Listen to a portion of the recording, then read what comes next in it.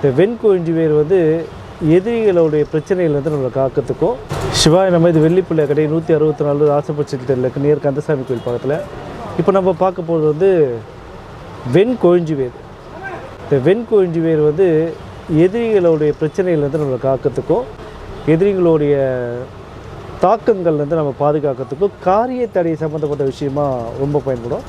முக்கியமாக காரிய தடை சம்மந்தப்பட்ட விஷயத்துக்கு இது வெண்கொழிஞ்சி வேரானா இல்லை, இது வெண்கொழிஞ்சி வேர் கிடையாது. இது சும்மா ஒரு வீடியோவுக்கு சாம்பிள் காட்டுறோம். இது வெண்கொழிஞ்சி வேர் இல்லை, நம்ம தொடவே மாட்டோம்.